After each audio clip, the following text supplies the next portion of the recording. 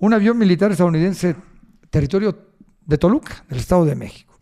En la línea telefónica, el maestro Armando Ramírez, experto independiente en temas de seguridad, que saludo con muchísimo gusto. ¿Cómo está, maestro? Muchas gracias por tomarme la llamada.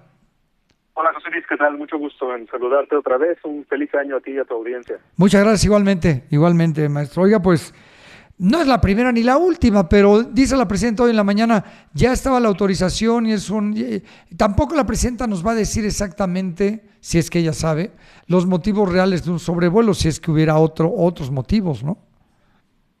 Pues la verdad es que me parece que hay un error en la comunicación que ha establecido el gobierno federal con relación a este tema, porque como bien señalas, desde el año pasado, antes de lo de Venezuela, pues ha habido una serie de sobrevuelos de parte de las Fuerzas Armadas estadounidenses, tanto de la Fuerza Aérea como de la Marina, sobre aguas internacionales colindantes con México.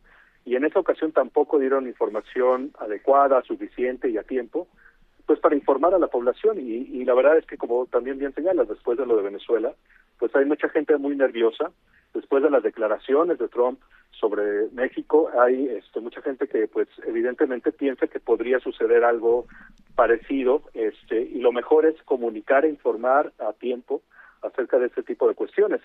Pensando específicamente en el avión, en realidad pues no es excepcional. Hay vuelos de las Fuerzas Armadas mexicanas estadounidenses hacia México, pues por el intercambio que hay en materia de seguridad y porque la embajada en Estados Unidos en México evidentemente también requiere de diversos materiales y diversa infraestructura de carácter militar para sus actividades en el país. Entonces, esto es común.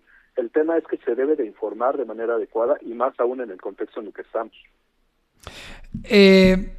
Y tendría razón Estados Unidos en las... Bueno, a ver, vamos a aterrizar un poquitito. El tema de los narcos en nuestro país, pues sí es una realidad, ¿no? Vean, Sinaloa ya tiene más de un año en un conflicto en el de ni siquiera han cortado una cabeza, ¿no? O sea, ni siquiera la presidenta ha dicho que renuncie el secretario de Seguridad, vamos a poner ya, olvidémonos del gobernador, ¿no? Del Estados Unidos, ponemos el secretario de Seguridad estatal ahí en Sinaloa, y luego Michoacán, con el asesinato del presidente municipal, en fin, es una injerencia ilegal, pero al final Estados Unidos con esto de calificarlos como terroristas tendría el derecho de hacerlo.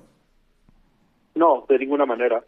Aquí hay un par de cuestiones a apuntalar. Uno es que lo que está haciendo Estados Unidos es violar diversas leyes del derecho internacional público y diversos principios que rigen ese derecho internacional. El principio de la soberanía es clave y de la autodeterminación de los pueblos.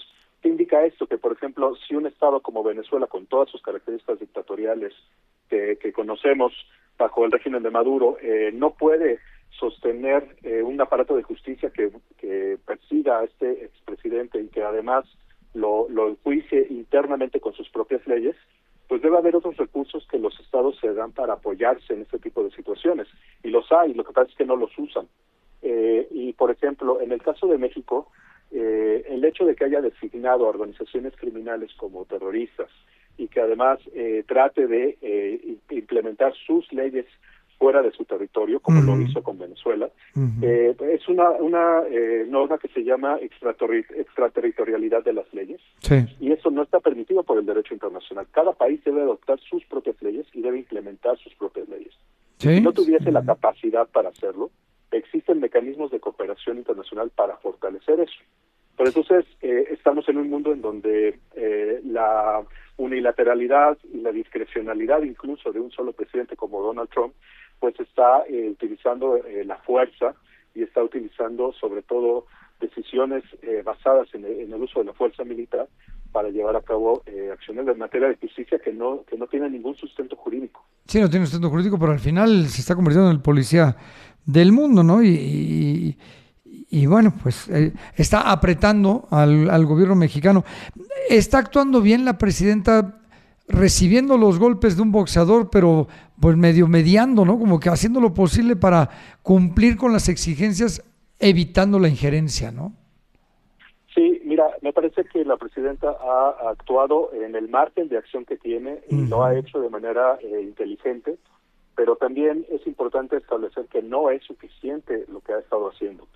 ha evitado, sí, por supuesto, intervenciones directas de parte de Estados Unidos, sobre todo vía aérea y militar, no precisamente invasión terrestre. Eso la verdad es un escenario muy, muy poco probable, pero acciones con drones y con otro tipo de ataque militar ha logrado contenerlas, ha logrado evitarlas, pero me parece que tiene que encontrar la presidenta el momento en el cual eso ya no va a ser suficiente. ¿Y cuál es, desde mi punto de vista, el problema principal? Estados Unidos habla de desmantelar redes de narcotraficantes, redes del crimen organizado. No habla de desmantelar grupos criminales como en el pasado. En estas redes, y este cambio en el uso de la terminología implica que también se tiene que avanzar en contra de políticos, de empresarios y de funcionarios de gobierno que están vinculados dentro de esas redes de estos grupos criminales. Ahora, me parece que la presidenta lo que ha estado tratando de contener es justamente que haya disrupciones políticas que generen una inestabilidad en la gobernabilidad del país debido a persecución contra funcionarios, contra políticos mexicanos. Sí, y creo que más bien está decantando los esfuerzos hacia funcionarios de gobierno, donde en términos políticos la pérdida es mucho menor y son muchos funcionarios que pueden ser sacrificables, no tanto por el tema de que los persigan a través del aparato de justicia, sino porque los remuevan de sus funciones de gobierno. Quizá ahorita esa es la estrategia que trata de implementar el gobierno federal, eliminar a aquellos funcionarios de gobierno que existen sospechas de que están vinculados y que formen parte de estas redes con los grupos criminales y a partir de ahí mejorar las condiciones de cooperación con Estados Unidos. Sí, porque creo que es más que evidente que la presidenta tiene que dar un golpe, un manotazo fuerte, ¿no? O sea, entregar o detener, no a estos capos chiquitos, operadores, sino a los de arriba totota, que creo que son los que están esperando allá en la Casa Blanca, ¿no? Y sobre todo a aquellos que tienen una incidencia real en que estas redes criminales sean efectivas. Claro. Y esto se sabe desde hace por lo menos 50 años, que no puede haber una red criminal que funcione si no hay participación de algún elemento del gobierno. Eso es claro. Entonces, hacia allá tendría que avanzar. Y mira, yo creo que también el gobierno federal tendría que tener claro que para verdaderamente hacer valer y ejercer la soberanía del país, hay que llevar a cabo acciones de justicia con nuestras propias leyes y con nuestras instituciones. Y eso es quizá lo más importante. Como mexicanos nos merecemos un gobierno que actúe eficazmente con toda la fuerza de la justicia para llevar a cabo para llevar a la justicia a políticos y funcionarios por igual. No esperar a que un gobierno extranjero esté presionando para eso. Sí. Armando, muchas gracias por tomarnos la llamada. Excelente año y ahí te estaremos dando lata si nos lo permites. Con mucho gusto, José Luis. Un abrazo fuerte. Abrazo fuerte.